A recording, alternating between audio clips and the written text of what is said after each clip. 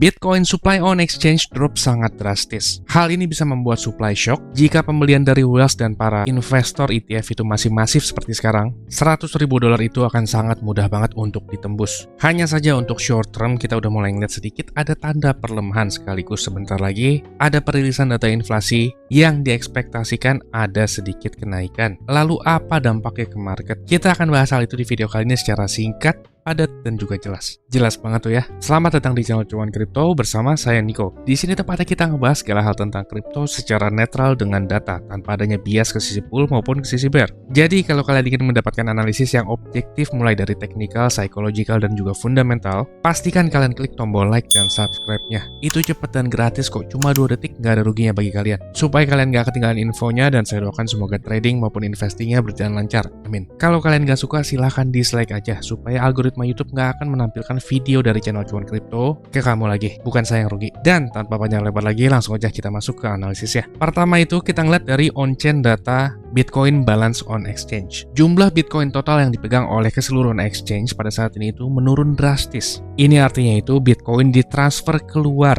untuk disimpan di wallet yang biasanya tujuannya itu untuk disimpan dalam jangka waktu yang lebih panjang. Dengan kata lain, Bitcoin yang keluar exchange itu cenderung dikatakan sebagai bullish. Begitupun sebaliknya ya, misalkan Bitcoin itu ada inflow atau masuk ke exchange, biasanya itu investor cenderung untuk menjual asetnya di exchange. Jadi kalau Bitcoin masuk ke exchange, itu cenderung bearish karena niatnya kebanyakan orang itu akan menjual. Keadaan Bitcoin yang drop drastis seperti ini itu bisa menciptakan supply shock. Saya yakin viewer di sini udah pada pinter-pinter ya, paham tentang supply and demand. Jadi ketika ketersediaannya sedikit dan permintaannya ada banyak, itu bisa membuat harganya naik. Contoh mungkin kita pernah ngalamin tahun 2020 kemarin. Ketika harga masker yang biasanya itu hanya beberapa puluh ribu satu kotaknya, karena terjadi kelangkaan stoknya dan permintaannya bertambah banyak, harganya itu bisa naik sampai ratusan ribu. Yang kita lihat di depan kita sekarang, ketersediaan Bitcoin ini udah semakin sedikit nih. Pembelian dari whales dan ETF itu masih terus banyak, makanya itu membuat harganya naik seperti sekarang. Dan kalau kita ngeliat dari Bitcoin yang ditambang per hari aja setelah halving itu hanya 450 Bitcoin. Sedangkan inflow atau pembelian dari ETF 2 hari lalu tuh mencapai 13.940 Bitcoin. Ini sama aja kayak produksi sebulan dibeli hanya dalam 1 hari aja. Lalu kalau kita ngeliat ETF kemarin, inflow-nya ini juga nggak kalah besar ya. Supply Bitcoin makin tambah sedikit nih. Apalagi belakangan itu ditambah dari Tether minting 2 billion USDT. Tether juga nggak bisa asal-asalan menyebarkan USDT ya. Jadi Tether itu mencetak berdasarkan permintaan dari exchange. Dan permintaan dari exchange itu juga harus ada user yang deposit dulu. Kemungkinannya udah makin banyak nih user yang deposit mempersiapkan kelanjutan bull run. Beberapa hari lalu Michael Saylor atau MicroStrategy itu juga membeli Bitcoin senilai 2 billion US dollar. Tapi sayangnya nih ya, kira-kira kalian masih ingat gak kutukan Michael Saylor? Jadi ceritanya itu tahun lalu yang selalu terjadi itu ketika Michael Saylor menyatakan mereka membeli Bitcoin, gak lama itu harganya langsung drop. Kalian masih ingat gak tuh? Semoga aja gak terjadi lagi seperti itu ya. Lalu kalau kita ngeliat sentimen Fear and Greed Index Bitcoin sendiri, saat ini udah masuk ke extreme greed. Harap waspada ya. Kalau udah di fase extreme greed itu, kebanyakan orang masuk marketnya itu udah gak menggunakan logika, tapi hanya dari rasa FOMO aja. Biasanya orang yang FOMO itu nanti akan ngerasa pas dibeli kok turun, tapi pas dijual kok naik. Nah, biasa itu karena salah timing pas masuk marketnya. Lalu kalau dari sentimen Bitcoinnya sendiri yang diambil menggunakan data AI melihat percakapan-percakapan di forum-forum pada saat ini itu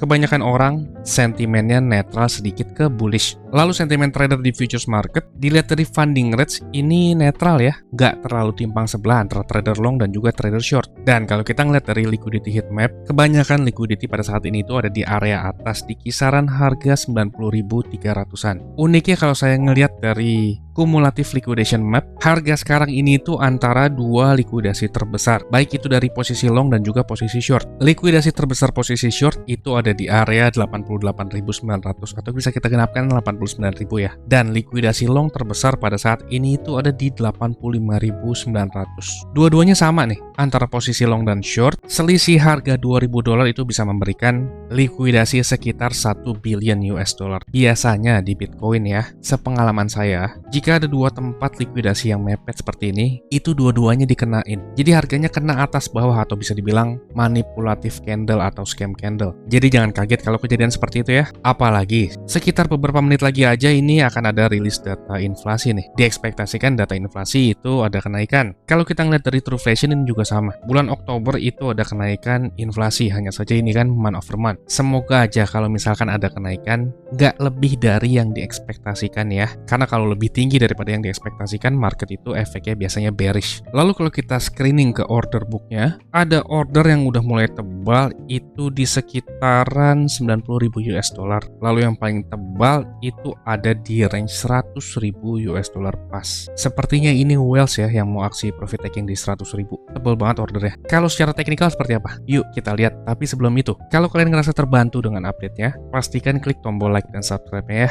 Itu cepet dan gratis kok, cuma 2 detik, nggak ada ruginya bagi kalian. Kalau kalian nggak suka silahkan dislike aja, supaya algoritma YouTube nggak akan menampilkan video dari cuan kripto ke kamu lagi. Bukan saya yang rugi. Lalu sekarang kita ngeliat ke teknikal ya. Secara teknikal, Bitcoin ini udah masuk ke teritori target area dari Wave 3 ya. Update sebelumnya itu kan kita udah ngejelasin potensi yang bisa divisit itu antara 82.000 atau kisaran range 86 sampai 89.500. Itu udah kena hit sekarang dan masih ketahan di teritori tersebut. Ini target dari Elite Wave 3 ya. Di kisaran range 1618 sampai 175 di area ini nih. Lalu kalau udah sampai ke targetnya itu bagaimana? Jawabannya sederhana ya. Kebanyakan orang itu akan take profit. Tahu dari mana lo orang udah take profit? Tinggal lihat aja histori transaksinya. Karena kalau lihat dari histori transaksi, ini ada banyak banget aktivitas orang, lebih tepatnya para whales ya, itu udah take profit. Yang beli hijau-hijau kecil ini tuh kemungkinan besarnya retail yang lagi FOMO. Dan kalau kita lihat di sini kan kebanyakan order besar itu udah pada kejual semua ya. Mulai dari 83.000, lalu 86.000, dan kisaran 89 ribuan. Order buy-nya ini juga banyak, hanya saja kan kalau kita mau beli di all time high itu agak beresiko banget ya. Apalagi momentum indikator ini udah masuk ke area overbought atau jenuh beli. Yang biasa kita lihat saat momentum indikator itu di teritori overbought, seenggaknya itu ada sedikit pullback dulu nih sebelum lanjut bergerak lagi. Yang saya garis hitam ini kan keadaan ketika momentum di area overbought. Dan gak lama kebanyakan itu harganya ada sedikit pullback. Sekarang kita udah mulai ngeliat ada sedikit-sedikit nih tanda perlemahan ya. Salah satunya tadi pagi itu closingnya udah merah. Itu kan udah menunjukkan tanda perlemahan ya. Karena seminggu sebelumnya itu kita ngeliat hijau terus tuh. Apalagi yang ini nih, hijaunya gede banget. Maksudnya yang ini loh ya. Jangan kemana-mana. Gak ada yang salah kok sama yang namanya koreksi. Market juga bergeraknya kan terstruktur. Ada kalanya naik dan ada kalanya turun. Dari titik ini ke sini aja itu kan prosesnya naik turun ya. Seenggaknya kalau Bitcoin mau naik lebih tinggi lagi, pertama-tama itu momentumnya harus balik lagi dulu ke netral nih. Ada banyak tuh kondisi yang bisa bikin momentum indikator balik lagi ke netral. Bisa terjadi adanya koreksi atau hanya sekedar